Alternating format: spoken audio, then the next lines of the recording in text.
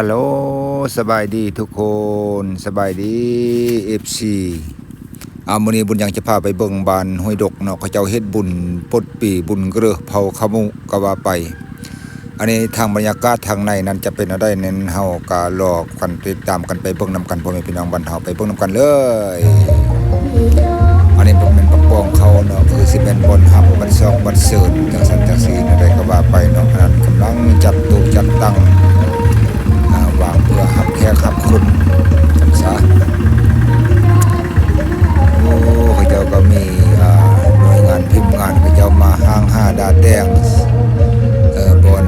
สถานที่ที่จะกินบุญปีใหม่บุญปดปีเผาขมุบุญเกลือมีเราให้มีครบถ้วนล้วนเสมอพ่อแม่พี่น้องบ้านเฮาเนาะก็บ่ธรรมดามีคันกะลาบาซีตอนรับปีใหม่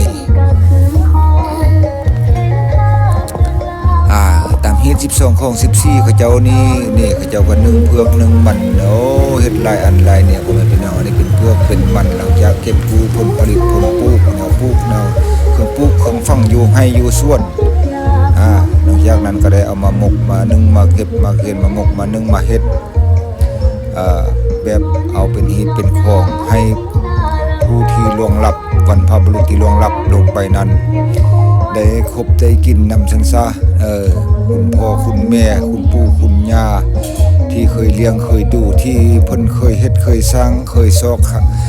การทำมาหากินเลี้ยงดูพวกเฮาเนี่ยตลอดสมัยตะกี้มาอันนี้ก็เป็นออบอนเนาะพี่น้องบ้านเฮาก็มีออบอนมีออลามนกนูปูจี้จังซั่นจังซี่ก็ว่ากันไปแนวของกินปูหามสมัยปู่ย่าตายายเคยซอกเคยห้าเคยเลี้ยงเคยเกลือเฮามาจนฮอดปัจจุบันนี้ก็ของกินทันสมัยแล้วว่าไปแล้วเขาก็เจ้าก็ยังบ่ลดบ่ละถือว่าฮีตเก่าของเดิมลดละฮีตมันมองละของเศร้าอันนี้กำลังจะปีงนูพ่อแม่พี่น้องบ้านเฮาเนาะปีงนูเพื่อไปจัดสรรอยู่ในพิธีอันนั้นเขาเจ้าก็ฆ่างัวเนาะปีงกระดูกงัวปีงอันนั้นอันนี้หลายอันหลายแนวเขาเจ้ามีร่วมห่มไม้ห่มมือสามัคคีกันเฮ็ดอยู่กลางเดินบ้านพ่อแม่พี่น้องบ้านเฮาเบิ่งออกบอนเขาเจ้านี่เอาบอนเต็มหม้อเนาะ อันนี้แล้วก็เฮ็ดหินเฮ็ดของแล้วก็ไปรับแขกรับคนรับเจ้ารับนายเจ้านายเพิ่นจะมาแต่เมืองแต่แขวงแต่บ้านแต่บ้านใกล้ชิดมิตรใกล้เคียงแต่ละบ้านก็จะได้มาเต้าโฮม